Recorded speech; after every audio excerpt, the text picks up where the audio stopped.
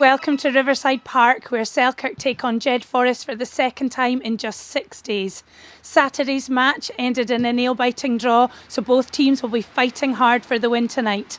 Before we go to the commentary box, let's have a word with the coaches.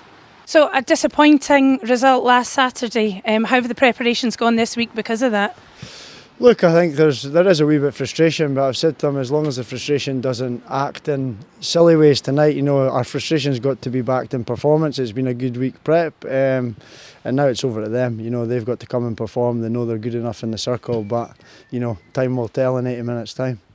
And it's unusual to be playing the same team in 6 days. Has that made things different this week? I think it's a wee bit easier because you've just played them 6 days ago. So for us, we've tried to mix things up this week just to, a wee bit unexpected in terms of the way we performed last week. So we've chucked a couple of things in there to mix it up this week. We probably expect the same and Jed to do the same. So, look, it is what it is. I mean, it's a border derby, and rugby doesn't think form goes out the window, and it's what team turns up for the 80 minutes and fronts up. So you managed to eke out the draw, but you really needed the win last week. How have your preparations gone for tonight's game? Yeah, I think preparations have been good. We had a lighter session last night and had a good Astro session up at the grammar school on Tuesday. The bodies have recovered really well. We made 140 odd tackles and only missed 5, so I was expecting a lot of. Physically, I thought they took a lot out of them, but they're not. They're ready to go today, so which is great. We did talk about making quite a lot of changes, but I think the desire for the players to be playing tonight is still there and they want to go again. Yeah, you've made 6 changes tonight. Is that tactical, injury? A bit of both, I think. We've got 2 young wingers in Mason Cullen and Aidan Bambrick. They're getting another shot there. I really like Aidan Bambrick. He's a really good young player, can play scrum half, centre, standoff. He's on the wing tonight, so he'll inject a wee bit of pace into things. Ben McNeil's away on a whisky tour, believe it or not, so Craig Cowan just slots into that number 8 role, and Jack Howe, who played really, really well when he came on Saturday, who just gave us a wee bit gurn and a wee bit impetus, he will start tonight at 6 as well. So. We looked back at stats from last week. We've actually got in there 22 15 times and actually only managed to convert that twice. So that's been a focus this week. I'd be more worried if we weren't creating chances, but we're creating lots and lots of chances, and it's just the finer detail of when we're getting in there 22, and it's about taking those chances. So we've worked hard in that area tonight, and yeah, hopefully we will see 8 minutes, but hopefully we can take a few more chances tonight.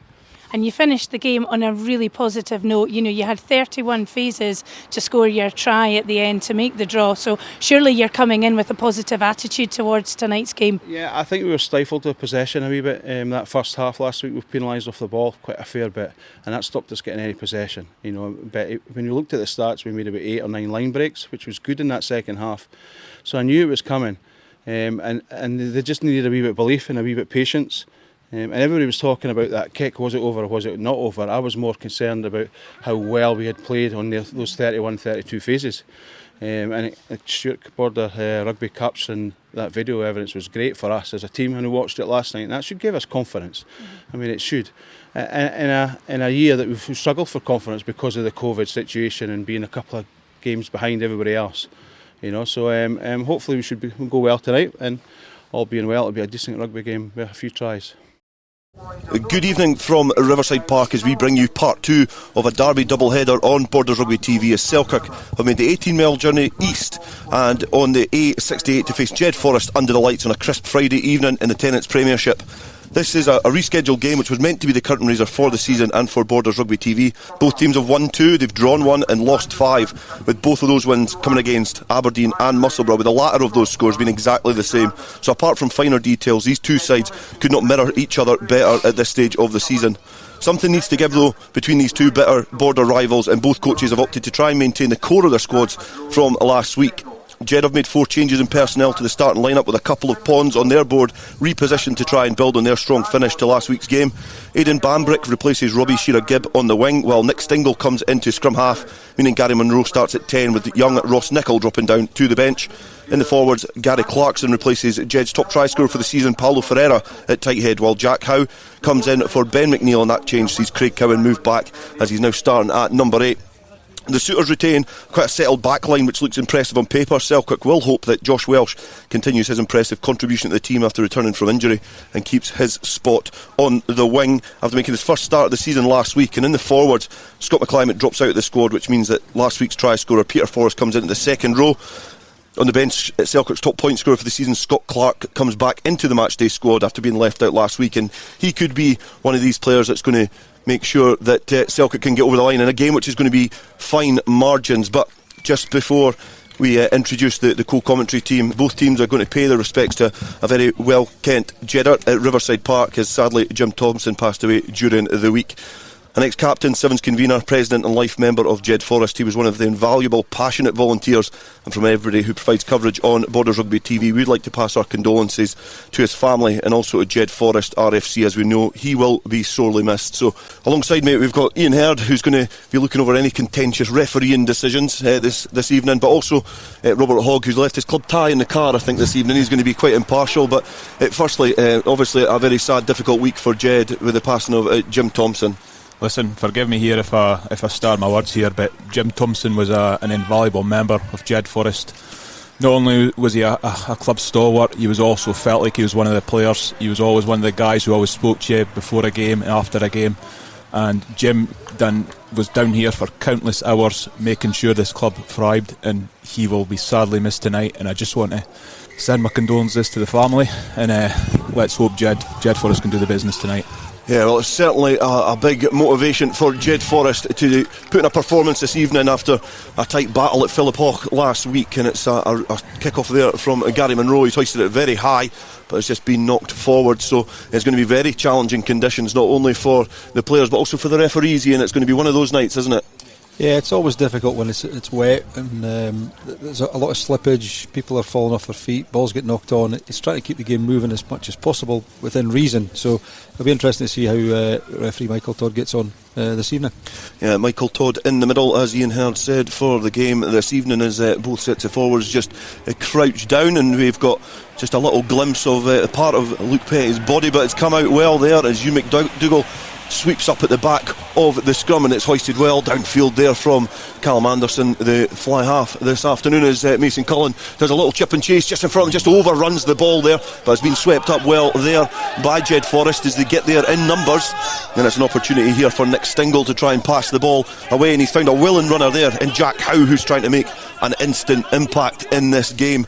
And Jed do well to recycle the ball, and they've got their talisman there, Gregor Law, who's certainly a big marauding figure in the second row, and Jed doing well to recycle, and I think that's Grant Paxton who's just nestled his way round the corner as it now finds Munro passes it out to Young, and he tries to dance his way back in field, but he's met with a familiar face in Ross Nixon. They'll certainly be no strangers to each other as they clash in midfield. And Jedforest just going through the phases now and trying to build a head of steam here. Stingle again doing good work, just recycling himself. That flat pass from Munro finds Paxton. He was caught a bit flat-footed, but he's done well to recycle it as Jed now come on the short side there, and it's Dan Wardrop who's just trying to find his way through this Selkirk defence, but good defence on the ground from Selkirk, on the floor doing the dirty work. I think that was perhaps Jack Hamilton who got his hands in there. He's one of the players just getting back up, but good intent, Robert, from Jed early on in this fixture, because they've done well to recycle the ball using the pitch in these challenging conditions, but they've certainly made a dent in this Selkirk defence in the initial stages. Yeah, I mean, great collection from Mason Cullen there with a great kick forward. Maybe didn't work from there, but yep, they build the phases up early doors. Some good strong runs, especially from Jack Howe, and they've obviously shown their intent that they're here to play to win a game.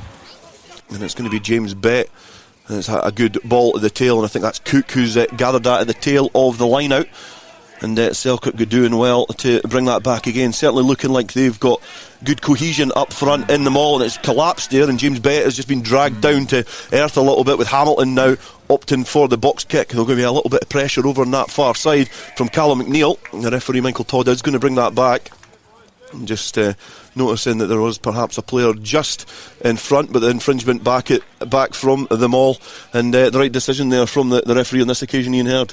Yeah, I think Selkirk got good set up with the maul off the line out there. It was good catch at the back by the lad Cook, and then it was driven, and Jed have obviously pulled it down to try and stop it going any further.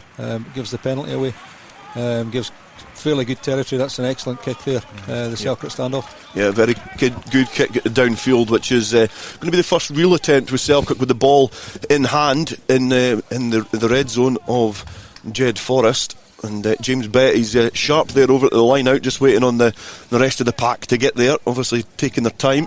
Want to get this nailed on and want to make sure that they get this game off to a good start. With about 5 minutes in, it's still 0-0 here on Borders Rugby TV, but it's been a positive start for both teams, and it's well taken there from Marshall in the line out, and it's a carry there from Peter Forrest round the fringes, and Hugh McDougall now just picking up, the captain trying to lead from the front this evening. And it's a nice pick up there as well. I think that's Cook again with his hands in there, just trying to give the scrum half a little bit of time as Thomas Brown comes round the corner now, and a big towering figure just opens his body up there for the defence to get him, but Callum Anderson's just girdled that on the 22. Probably not the best of passes there from Hamilton, and it's now Jed's opportunity to try and target this ball.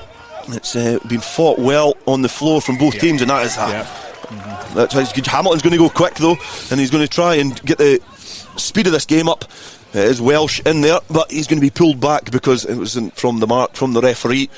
But that was a bit of a clumsy penalty there. I think it was Dan Wardrop who was the player who just off his feet hit them all, and that's, in these positions it's a difficult one to give away, Robert, isn't it? Because you don't want to give early incentive and points. Yeah, I think they just got up a bit slightly too early, made the tackle straight off their feet with hands still on the ball. It's just penalties like this are just, at this time of game, it's just silly. It's just eagerness, I would say, more than anything. But this is a chance for Selkirk now to what should be a pretty straightforward 3 points, and to take an early lead and gain momentum.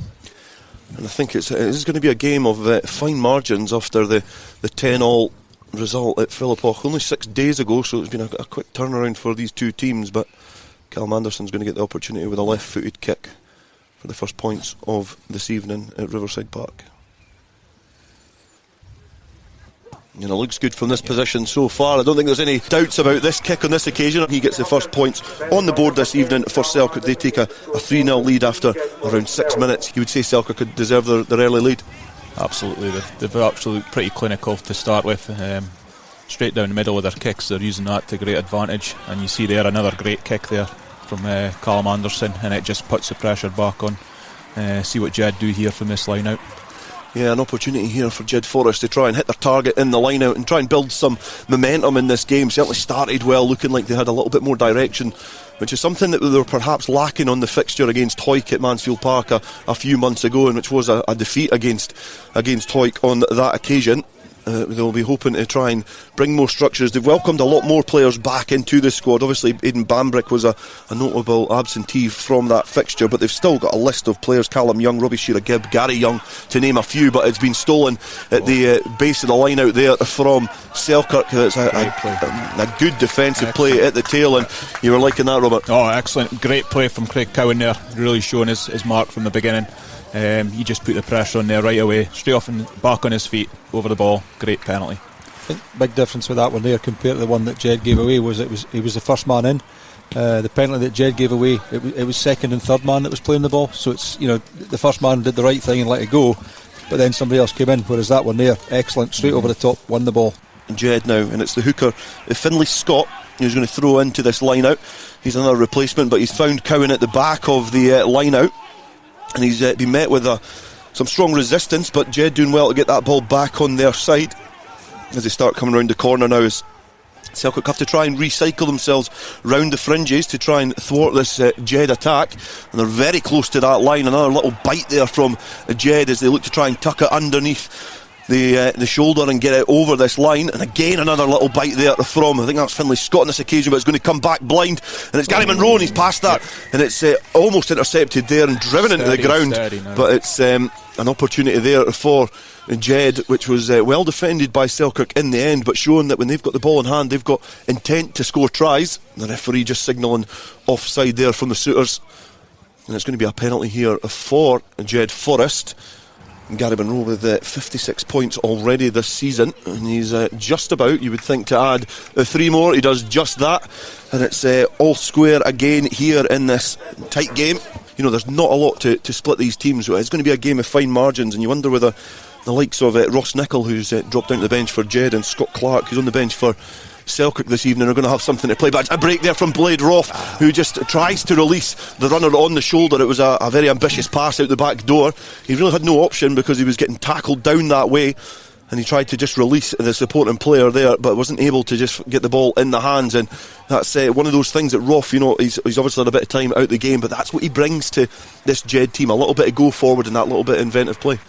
Blake Roth was very impressive in the fixture last week against Selkirk, putting a power of work, and he's certainly looking like he's got the momentum on his side as the two scrums come together. There's not much separating them as they get Callum McNeil to go just back into the heart of things, and I'm sure he loves that sort of play, scrappy as they call him, so he certainly loves that sort of play. And then Callum Marshall now just collecting the ball. It's squirted out there from contact. Jack Hamilton was pretty slow to try and kick the ball back, and Jed have it on their side as Gregor Young looks to try and come blind.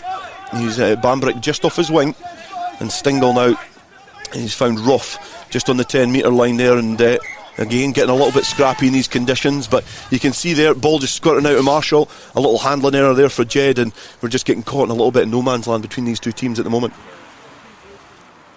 Certainly Luke Petty's brought a lot of experience from Gala, and he's maybe in the later years of his career. He'll be around about 31 year old. He's certainly doing a power of work round the pitch. We've seen that a few weeks ago against Aberdeen Grammar when he was one of the quickest players to a kick chase, so certainly up for the hard graft. But Hamilton just rolls the ball into the scrum. It's got a bit of go forward here, and Callum Marshall just playing a bit of football at the back of the scrum. The referee with his arm out hoists it in there. It's going to be a penalty to Selkirk, and it looks like Selkirk have the upper hand up front. Yeah, that was a great scrum there from Selkirk. As you say, they've got the experience in the front row. I think it'll play a vital part here. We've got a couple of guys filling in the forwards for Jed. Might not be used to this level at this time of year, so this could prove to be very, very smart play from Selkirk here going forward. Just in front of the 10 metre line to edge Selkirk ahead for the second time in this game. Again, a slow run up, left-footed strike. It's low, cutting into there's little wind, but it's just drifted to the right-hand side of those posts. A slight case of nerves there, but it's I would fancy him every day to get a kick like that. The Pickles now, he's found Kieran Clark, and he's an exciting player looking to try and draw in the player. He's got Josh Welsh, he kicks downfield.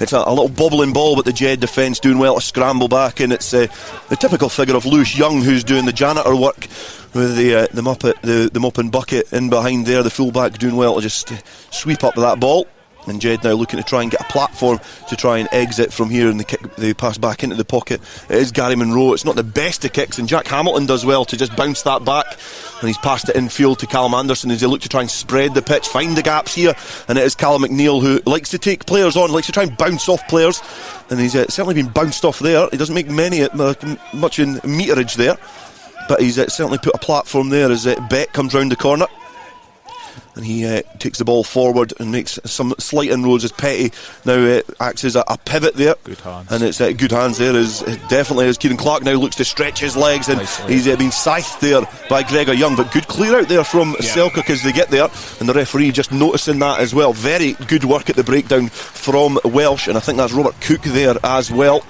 He got there very, very quickly to clear out the attempted turnover. And it's a good attacking play from Selkirk there to try and play, the open positions in the park, but good work rate from the outside backs and the back row to combine there just to clear the players off from that dangerous position, Robert. Yeah, Drew Craig Cowan in right there, had a 2-on-1, and again, ill discipline there from Jed at the breakdown, and Selkirk get an easy kick to touch, where their line looks pretty effective here, so it'll be interesting to see if Jed can hold them out here. As Luke Petty just marshals his final orders to the hooker. He's thrown into this line out, and Marshall's been hoisted highest, and they've set up well there from the maul. Look to try and get some go forward and just twist and manipulate this Jedforest pack as the ball, you can see, just tucked underneath James Bett's arm, and it's starting to work its way back to Ewan McDougall now, who's just got that tucked in. He's getting swarmed there into the maul. It looks like it's lost all its momentum here, and Jed doing a great job to get that stopped, but it's got a little bit of go forward again. It's been brought down to ground, and that was Petty who was the last player with the ball in hand there as Selkirk looked to try and encroach on this Jed line to get us the first try of this evening. And Hamilton now, he passes the ball out to the supporting player in McDougall here, and it's got a little bit scrappy there, but been swept up well as Jed looked to try and contest this on the floor. The referee got a good look at that, but it's coming back on a Selkirk side, as they pick and go round the fringes again, and they try and dig these cleats into this wet and marshy ground. And it is Marshall now who's just picked it up and tried to go round Peter Forrest there, just supporting and protecting that ball as Hamilton looks to try and pass it to Anderson. Anderson just spinning that ball out wide. It's found Pickles. Pickles just trying to dribble through and kick through. It looks like it's going to be a Jed player to get back there. Maybe the wrong option there from Pickles. Maybe wanted to keep the ball in hand, but there was an opportunity there for Selkirk, and it was good defence from Jed mainly. And it is Anderson, and he finds Pickles. Pickles looking to try and make amends maybe for that wrong decision, but he's been hoisted down to ground there. And it's some good defensive play there from Roth as he looks to try and recycle himself back into play.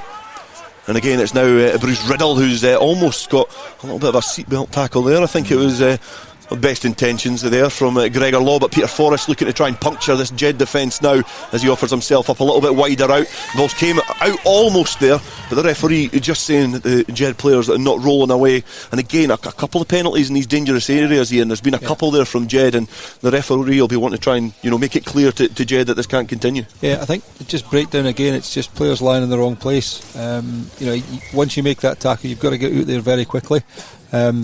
It just meant that the Jed player on his feet had the chance to play it, but only because of the fact that the player on the ground hadn't rolled away. Callum Anderson, as he looks to try and add a penalty to his early successful attempt. Bit of an easier kick than his missed attempt, but again, left-footed kick. That looks a little bit cleaner there from the fly half. He adds the extras.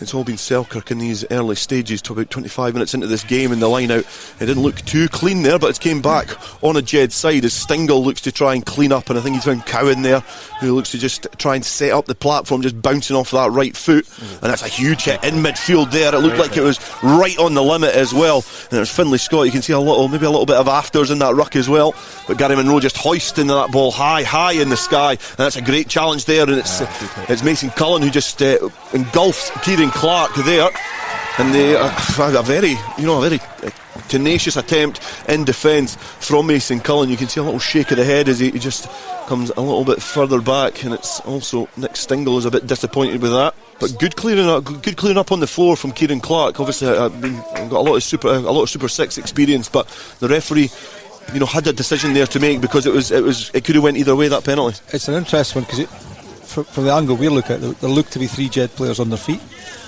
So obviously not being able to see it clearly, you would question why it didn't come back quickly on the Jed side. I appreciate the Jed players then went off their feet, but it's why they didn't get it back straight away. And it's Stingle now. The balls came back on a Jed side from this Jed Forest pressure as they look to try and carry it up the guts now. And it's Monroe now looking to try and distribute, and Marshall, who's been quiet so far, but he's looking to try and burrow his way through the Selkirk defence as Stingle tries to recycle himself well around there, and Callum McNeil, I think, just encroaching the limits there offside, according to Michael Todd, as he just tried to slow play down from the Jed attack. Finlay Scott to throw into the line out, and they find their target there in Roth, and now it's Jed's opportunity to try and filter this ball back. Finlay Scott maybe just a little bit too eager there. I think he maybe never had too many options, but I think the referee is going to give the penalty there. He's going to give the penalty. I think, was that closing the gap at the line out? Possibly somebody, the jumper was played in the air, I think, at the front of the line out. There was hands on the jumper. And they're going to go quickly here, and it is Gary Monroe looking to just duck down, get over the line, and he's short on this occasion, but the forwards are getting there for Jed Forest, and they look to try and do the muscle, get over the line. Michael Todd maybe not in the best of positions, but Jed make it a little bit easier by coming back to the open side, and it's now Cowan.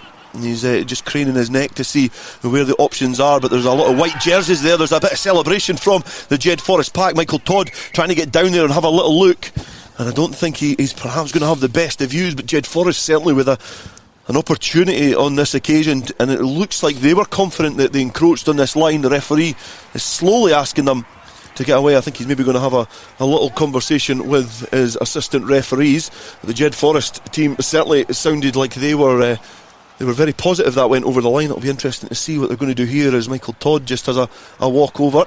Difficult on that, because when you're so close to the line, you want to keep out the player's way, but you've also tried to try and be in a position where you've got a chance to see that scenario where the guy goes through the middle. Michael was standing quite a bit out towards the backs. Maybe if he'd been in behind, he might have been in a better position, but it could just as easily gone the other way as well. Yeah, a lot of youth there. We've got Mason Cullen, Kieran Clark and Ben Pickles who are going to be turning out for Edinburgh under-20s at the weekend against Glasgow in an under-20s battle, so it's nice to see a lot of Borders representation there. We've got representation from Melrose and Hawick, to name a few, which is great to see.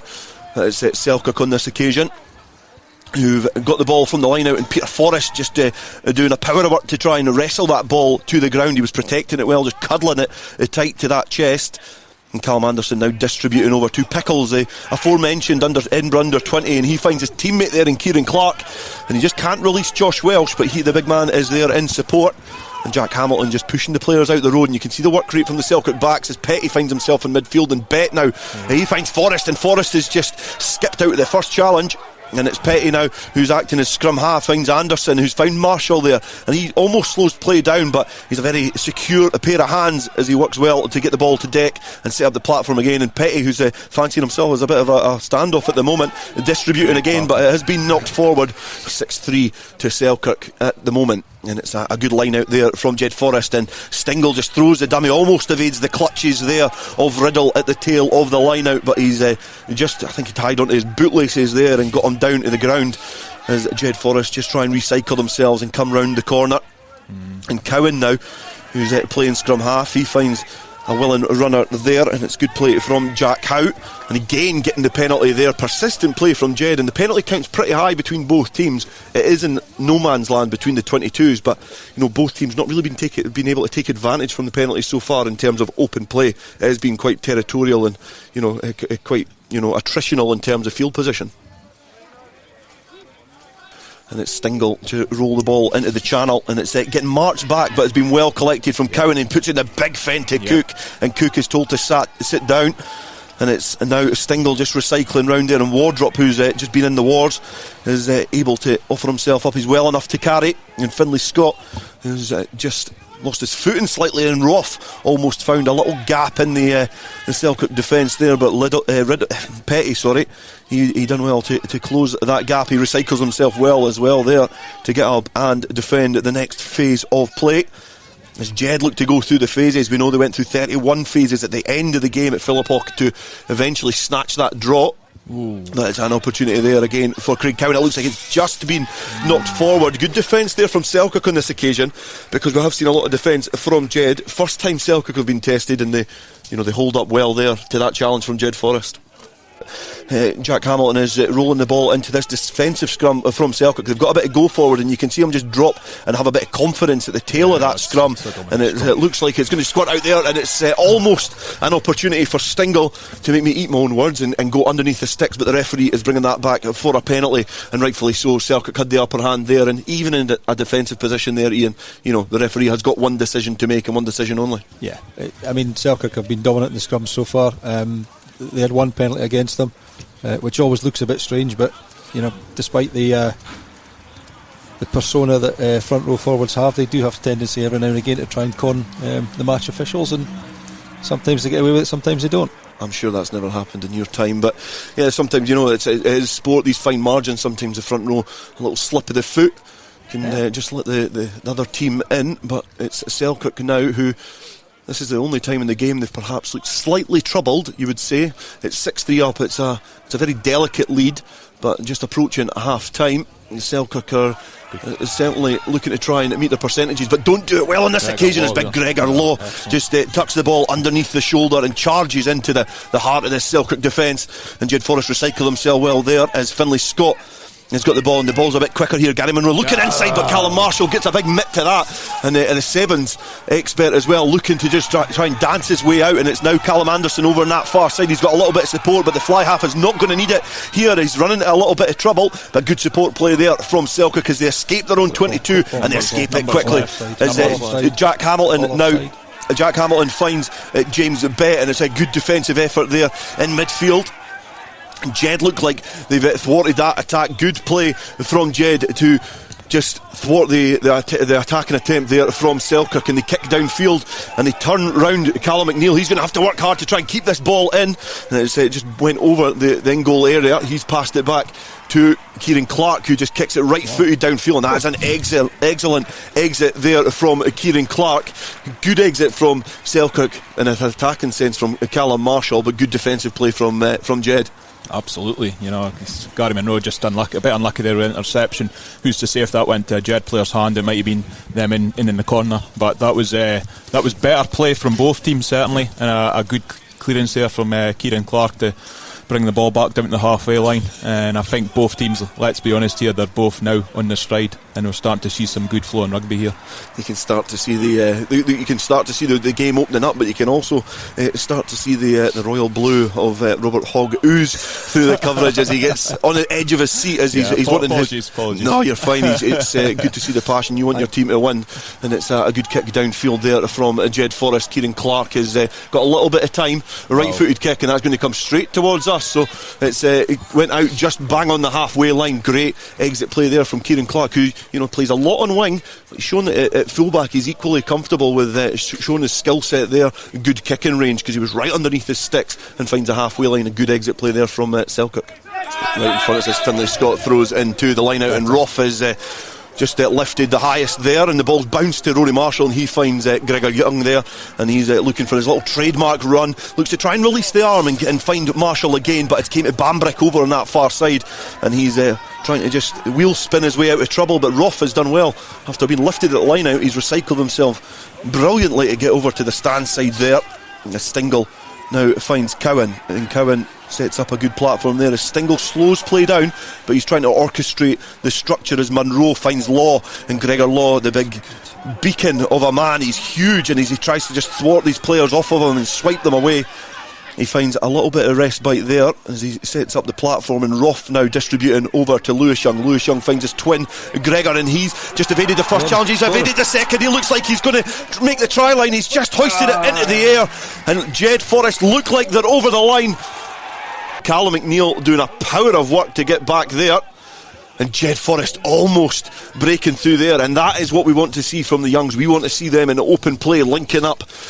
But on this occasion, the final offload to Bambrick, I think it was, who gathered the ball, he's just been held up, the referee, and just having a little conversation, and that would have been the time to score for Jed, because just on the stroke at half time they get held up over their own try line. They've got 3 points to show for the first half. Selkirk, they've got 6 points to show for this first half. All their points have came from the boot of Callum Anderson, with Gary Monroe with the other penalty. And on the scale of things, a 6-3 game, you would almost go, it's maybe not been the most entertaining, but it's been a bit of a slow burner these last 10 minutes. It's certainly started to open up, and both teams are looking to try and attack and play some more open rugby, Robert.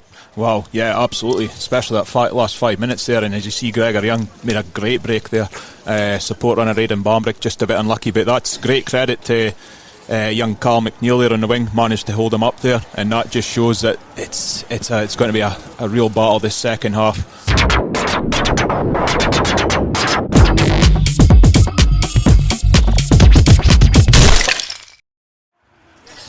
And Selkirk will be looking to try and put a bit of pressure on this restart as they try and protect this fragile lead here. And it's going to be Callum Anderson to get play back underway. The left-footed kicker just waiting on the instruction from Michael Todd, and he does just that as he kicks it downfield. It's been well gathered there by Craig Cowan, and as he twists and turns his way out of trouble, he's been met by Peter Forrest, who are clashing with matching head caps today. And it's a good play on open field there from Jed as they look to try and just structurally play their way out of trouble. But they're going to spin it wide now, and they've found Rory Marshall over on that far side, who's perhaps maybe a little bit hidden at 12 on occasion. But he's certainly trying to make some inroads there for Jedforest. But Selkirk doing well in defence as Gregor Young looks to try and get in the tight and nasty stuff up front and try and protect this ball.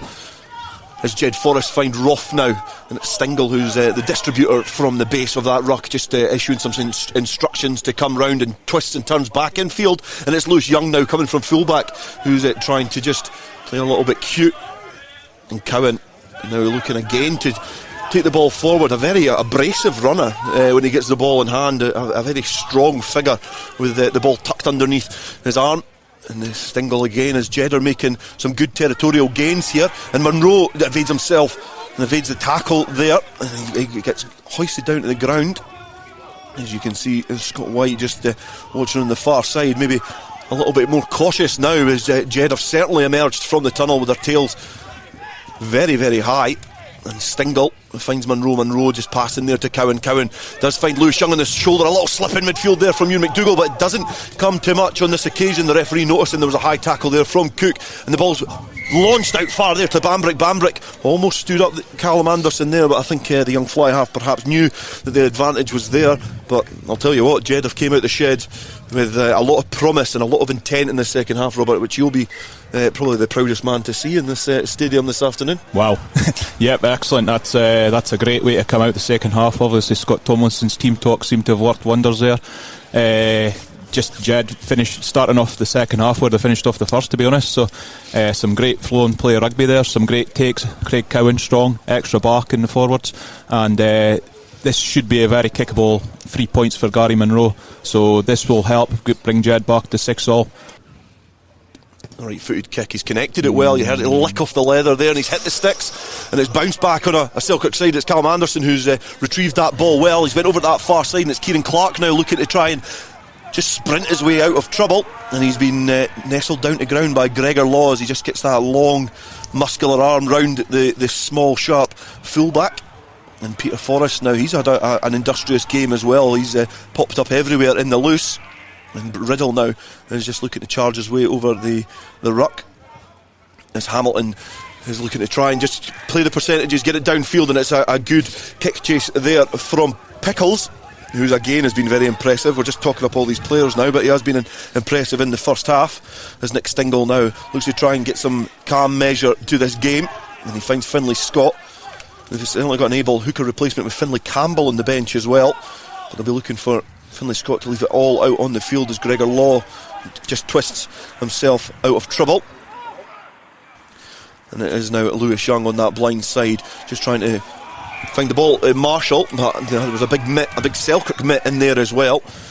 And it's Stingle now to roll the ball into the scrum yet again. And Cowan is going to be acting scrum half at the base. He finds Munro, who wraps round well, and he's found Lewis Young now, and he has been met by Ross Nixon, he's strong in defence. He's a bit of a defensive pillar for Selkirk, and he does his job there for the men for Philiphaugh, as he stops a very dangerous man in Lewis Young. But Jedforest do well to get the ball round as Gregor Law now just recycles himself and show no ill effects of the knee injury sustained earlier on. And as Nick Stingle tries to find Lewis Young again, it's certainly a move which has been well scripted there, and it's been well read by Selkirk. And Finlay Scott now looking to try and make some inroads. He's made hard yards. He's maybe perhaps not broken many tackles, but he's certainly made some territorial gains for Jed as they go over to the far side. And the Selkirk defence are doing very well. The assistant referee on the far side has noticed that one of the players has just encroached the touchline there, getting very scrappy up front. And it's perhaps this second half has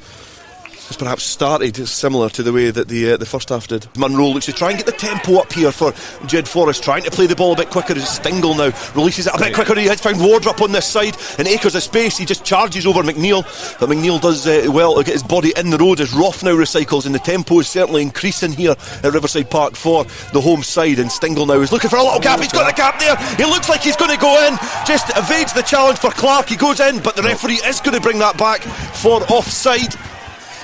And that is an opportunity missed there for Jedforest, because it looked like Stingle certainly spotted the gap, rushed through, got the score, but the referee is going to bring that back for the penalty.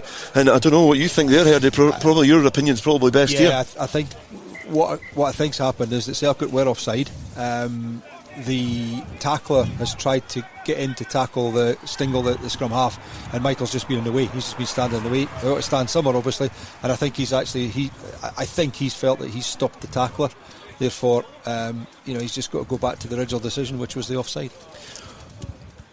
If it was meant by Stingle, then it's one of those great referee lines that we always hear about. But if it was an accident, it's very unfortunate for him to miss here. But it is Munro to add 3 points, and he makes amends for the earlier missed kick. And we're back to all square here at Riverside Park. The most important thing there for Jed is they have to accept that wasn't a try. They can't let frustration get to them, because they are opening Selkirk up here. Although Selkirk seem to be the most disciplined in defence, Jed are still finding their way through. So it will come, but they have to just accept the referee's decision and move on from it. That was a very scrappy line out. It looked like it could almost have been quite a dangerous one, but Gregor Law just bouncing the ball off the ground in frustration. And people say redheads are fiery, but I've never believed it until I just seen him do that. Oh, he's fiery. He's certainly, you can tell he's a fiery player. Yeah. I really enjoy watching Gregor Law, actually. Yeah. I think he's an excellent player for a big lad. He's got a great skill set, a great engine as well. You know, he's obviously got Scotland Club experience as well, representing the Scotland Club International. So, you know, he's a vital cog in this Jedforest wheel. And it's he's going to have to now try and boil up his frustrations and put it all into this scrum, because it's now going to be a put into the scrum for Jack Hamilton of Selkirk, ex-Boroughmuir.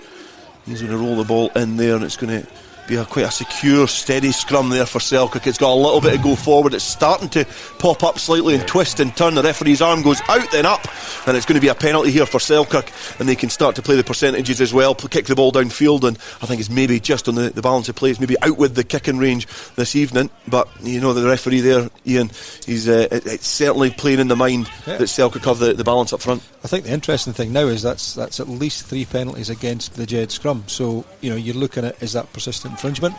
If that's the case, then the other issue you've got is that if you do yellow card somebody from Jed, a front row forward from Jed, then it's going to be a second choice prop that comes on. So are they going to get even weaker? Yeah, but that's the argument. Worse. That was my exact argument in my head. Well, discussion, let's say, in my head when you were saying about obviously penalising the front row. It's sometimes detrimental. So I think Jed will be annoyed at the lack of territory anyway, but it's been well gathered there from Bruce Riddle at the tail, and Ewan McDougall now has found Thomas Brown, and he just tries to bounce off Cowan with the shoulder, but he's unable to on this occasion. But Selkirk bring the ball back, and Hamilton now is just releasing Nixon just playing out the back door to Anderson, who's found Clark's just putting a boot to ball. There's an opportunity here for Selkirk. McNeil just couldn't get his hands on the ball, and on that occasion that was probably the right option to put the boot to ball, because 3 Jed defenders against 2 Selkirk attackers, they had to gamble, they had to roll the dice, and Kieran Clark done just that, Robert. Absolutely, yeah. He looked to grab her behind Aiden and see what position the ball goes in there, so that could have went either way there. But again, that's Selkirk just keeping the pressure down there, and they're very they've got a lot of faith in their line out, so we'll just have to see if Jed can hold them out here. Callum McNeil getting 2 tries against Aberdeen Grammar in their win a few weeks ago, just not being able to add to it here. But Selkirk doing well from the maul for the line out, and they've set up the maul. It certainly looks good initially here. It looks very secure, as you can see. Callum Marshall just ordering, and Gregor Law's hand getting round there, but James Betts at the back. They're starting to come through. Ross Nixon is adding himself to this bundle. They're over the line. They've went round the corner as well, and it looked like Nixon has got the ball down. That is going to be a score for Selkirk, and the addition of Ross Nixon to that maul. You can see the pats in the back there, a slight limp there, a wry smile as well, because that's probably a position he shouldn't have been in, the inside centre, but added a bit of muscle, gets over that line, and it's an opening try for Selkirk. It puts them back in the lead here, 11 points to 6, and it's a well worked phase from the line out there for Selkirk. And really, you can't really analyse anything else other than the security of that maul, how well it was worked, and when it started to collapse, how they managed to recycle themselves around the corner, and the addition of Ross Nixon there. And it's going to be a roll in to the ball here, to the scrum here, and a bit of pressure coming on from the Selkirk scrum, but the penalty goes the Jed way. I'll be interested to see how Craig Cowan's looking like he's trying to get towards the referee, but Iain Heard, it looked like Selkirk certainly had the upper hand, but maybe a bit keen from the replacements to try and make a mark. Yeah, it just looks, the signal is basically the prop has gone on the outside and just pushed straight round. You know, he's not pushed through the mark, which is what they're looking to do. Gary Munro has got the chance here to put the ball in between the sticks and nibble away at the lead. He's certainly given it a bit of welly. The flags go up as well. He split the kindling according to the assistant referees. 65 points for the season for the fly half. Not a bad return for a guy who plays some of his rugby at scrum half as well. Scott Clark now coming on to the field of play. He's going to replace the scrum half Jack Hamilton, so he can play 9 and play 10. I think he favours himself more of a 9, but he is Selkirk's top point scorer, 44 points this season, obviously mostly from the boot. He's back in the squad. He did play for Selkirk A last weekend against the Jed Seconds, and he put in an impressive performance to be slotted back into the squad. But it's Marshall from the line out, doing really well, and again twisting and turning and trying to just find the weak point in this Jed resistance. And they've done that as they kind of start working towards the left hand side. Big Jock Rennick leading the charge there, just the big bearded figure. It's getting a bit ahead of steam now, getting forward, going forward. It looks like they're over the line there, and that's a great score from Selkirk from the line out. And we're trying to get a little look. It looks like it's James Beck with a try from the line out. Obviously, how many tries do we see for hookers nowadays? But you can see the bulk that's been added to that Selkirk pack. You can see the damage that it's doing to the guts of that Jed forward line, and it's a great try there from the forwards, a great try from James Beck, and you can put that down to hard work from every single forward there for Selkirk. And it is going to be Scott Clark to try and get his first points of the day, and he does just that. He's came off the bench and he gets his tally open for this evening. Throw into the line out does go to a Jed hand, but Joe Anderson just gets a big boot downfield, and it's went to Marshall over on the far side, so the ball's got open pretty quickly, and a lot quicker than Jed thought. But Rory Marshall does try and breach the Selkirk defence, and Joe Anderson is straight over there trying to make amends for what he done. Nick Stingle looks to go quickly, but the referee is going to pull that back, and you can see Luke Petty now just trying to run the clock down and maybe get a little bit of attention from the Selkirk medical staff, and as he looks to try and slow the momentum from Jed. But certainly a loose kick there from Joe Anderson could open Rory Marshall into all acres of space, and he's the type of player, when you give him a little crack in defence, he'll certainly take it.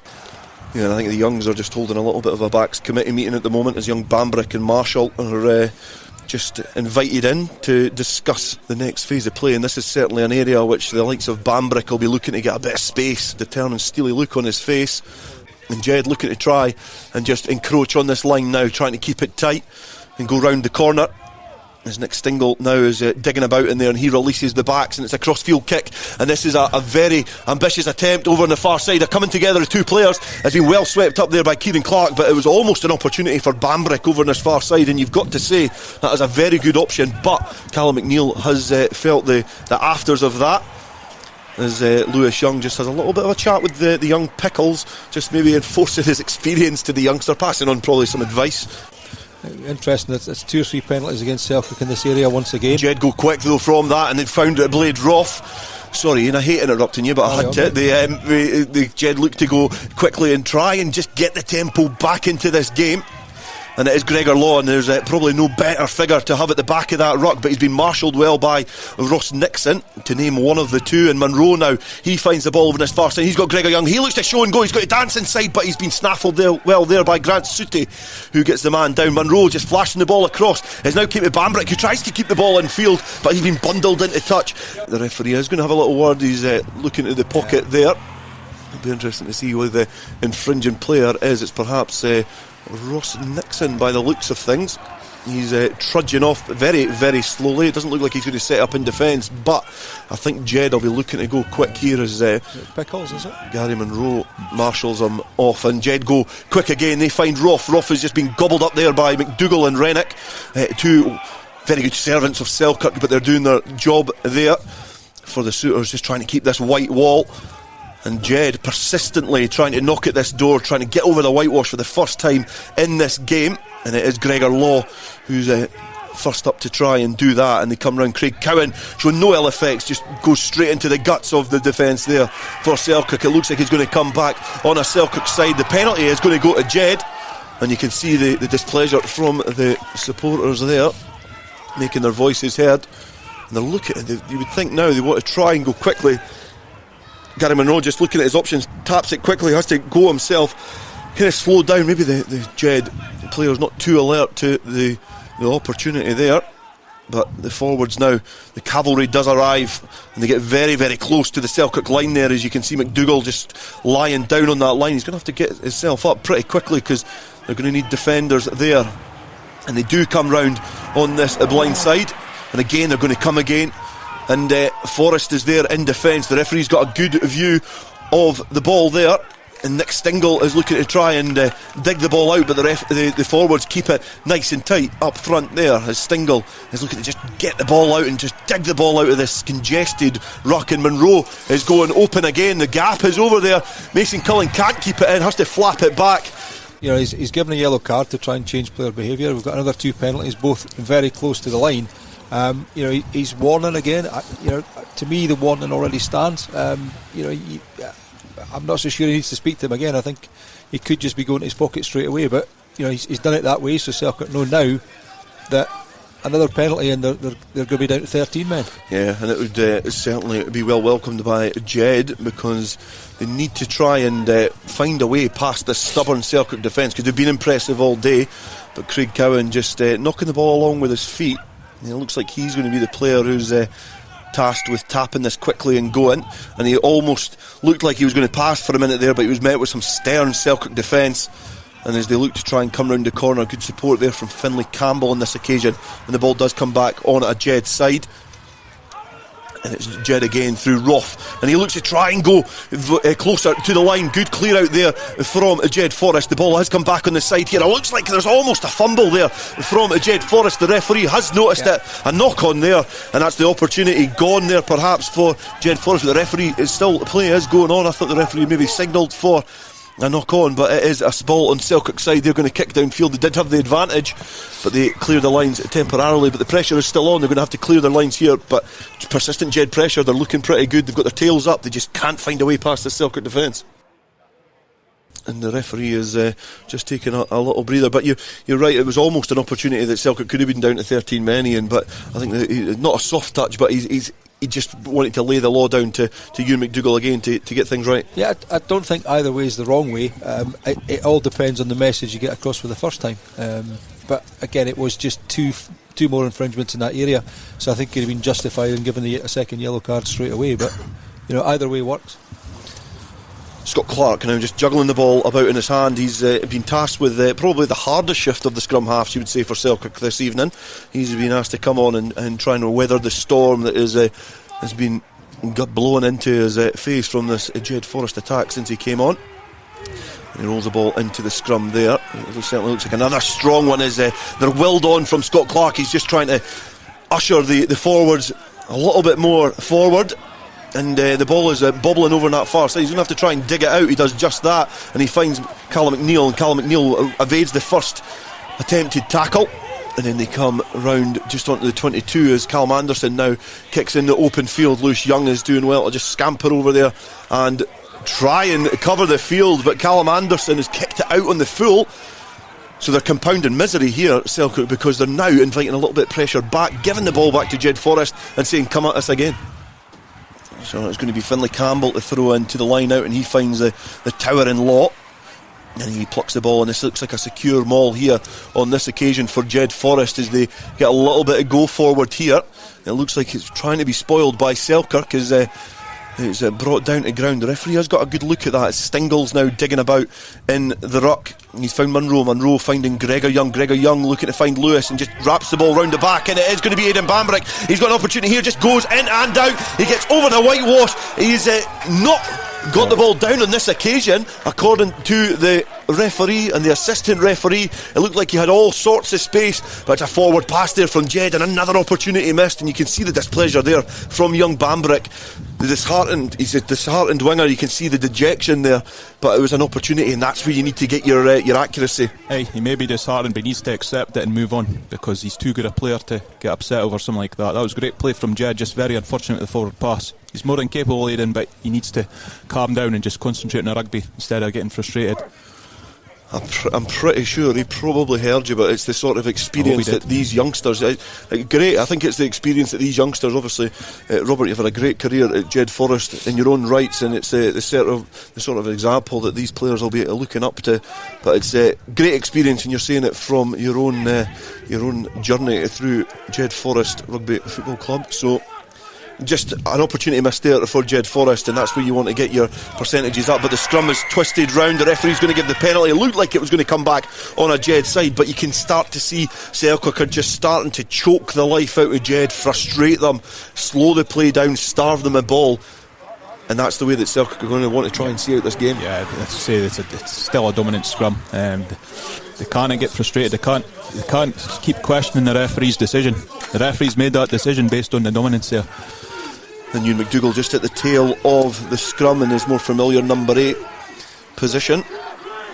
And again doing well, Selkirk. They look like they've certainly winning the up-front battle here. They've got the advantage from the scrum and it's going forward. And if it keeps up this, they might get a little bit close to that 22, but the referee is going to blow the penalty. Long distance kick. And it is left-footed. It looks like it's got the distance, and it certainly looks like it's got the accuracy, and he adds another 3 points to the scoreline.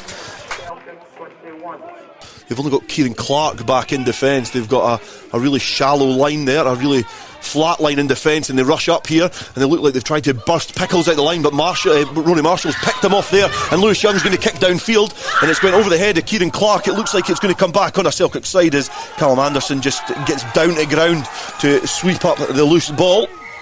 The Jedforest win the penalty as well from the pressure, and you wonder whether they're going to try and go quick here, but that flat defence there from from Selkirk didn't work on that occasion, and Nick Stingle passes back in field to Bambrick from the quick penalty. Marshall there in support. Stingle looking to try and marshal some orders now, and it is Wardrop who's come round the corner. He's got Finlay Campbell in support as they try and tuck it. It slows down slightly, and Stingle looking for Roth getting a bit flat, perhaps a bit slow from the ruck. Very disappointing. You know, that was quick ball from the scrum there, which Jed need to do, because I know that's not going to go for him tonight. And Lewis Young with a very delicate yet effective chip there to win the penalty. I felt Jed could have slowed that down a bit more rather than staying as tight as he did there. And yeah, at this stage of the game, errors like that, it's just it's more frustration than anything, trying to just get those vital points and try and just get in the game in the last 10-15 minutes. But the Jed charges are there over on the packed bar side. And Roth now looking to get over the gain line and try and ignite this Jed attack, and Munro looking to try and spin it. Good hands there from Finlay Campbell. It did go to ground, but it's found Grant Paxton, who's managed to gather up the ball. Good option there for Campbell to try and keep the ball alive, and that's a big ball over here to Bambrick as he dances in field, and he's perhaps just ran down an alley. Maybe not many options for the youngster.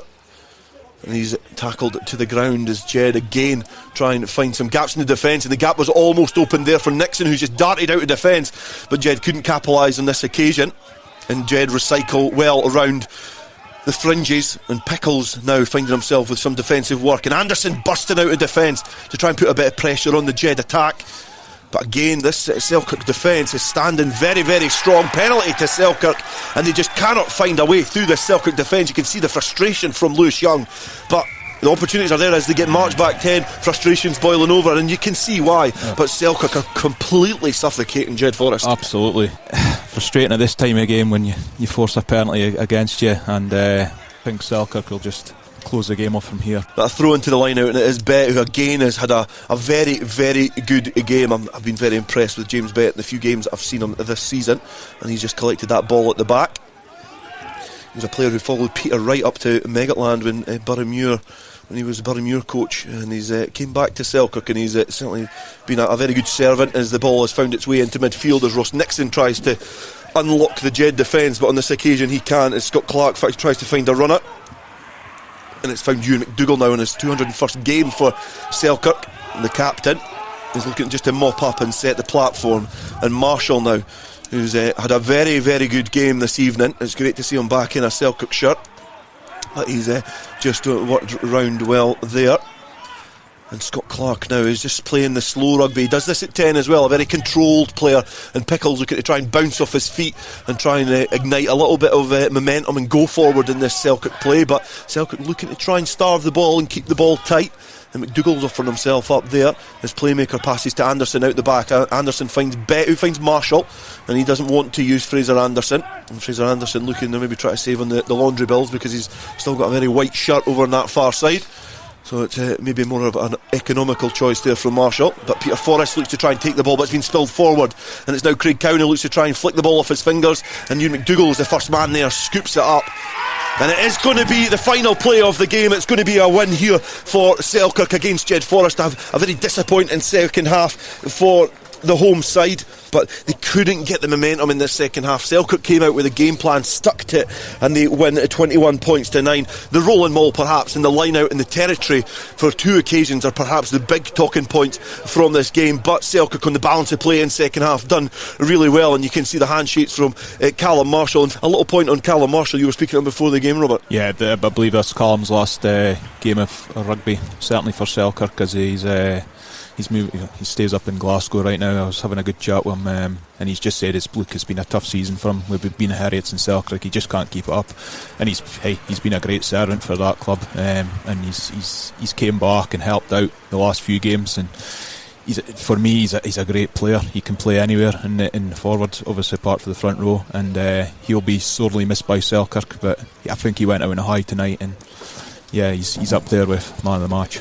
Yeah, definitely. I think he is a great servant to his Selkirk Rugby Club, and obviously his father is as well. It's ingrained in their family, and if that is going to be the last game in a Selkirk jersey, I'm glad I was here to see it, because I've been privileged to play against him. I've been privileged to obviously commentate on him as well, and if this is his last game, then it's been great to see him go out with a win. But it is Selkirk who take the spoils on this occasion. They managed to break the little bit of fine margins between these two teams. They win 21 points to 9 this evening on Borders Rugby TV, and what a great game and a Borders derby it was. Jed, they'll feel dejected, but Selkirk will very much be looking to try and bounce on from this and try and ignite their Premiership campaign and climb up the table as they win 21 points to 9 here at Riverside Park on Borders Rugby TV.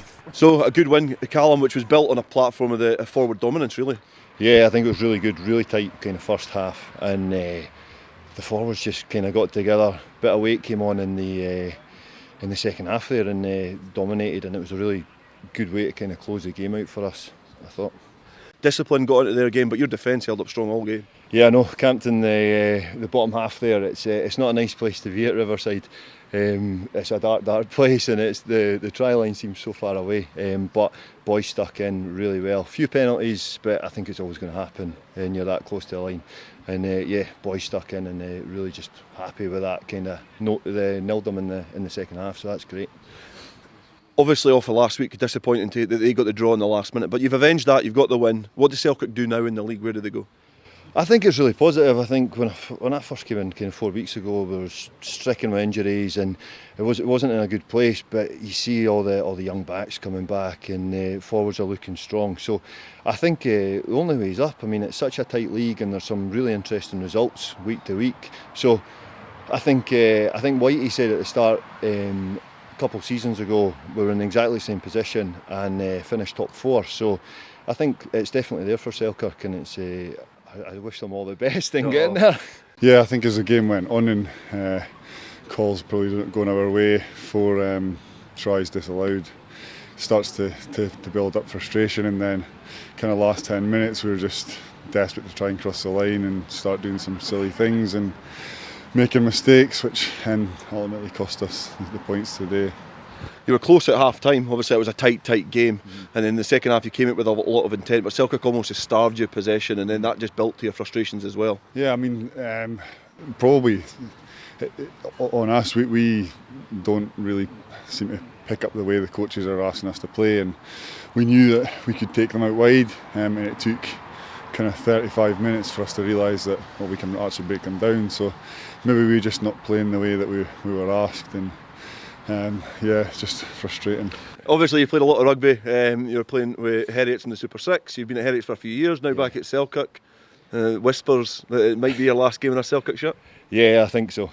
So just work commitments, and I live through in Glasgow now, so travelling through to Heriots, I think they're maybe going to up the ante with training and everything this year, so kind of called it a day at Super 6, and just really selfishly wanted to come back and play for Selkirk. So when the opportunity came up, I gladly took it, and it's been really good, really fun 4 weeks. A much needed win for Selkirk here at Riverside tonight. Next week we're off to Pointer Park, where Kelso will take on Melrose. I hope you can join us then, but for now, cheerio.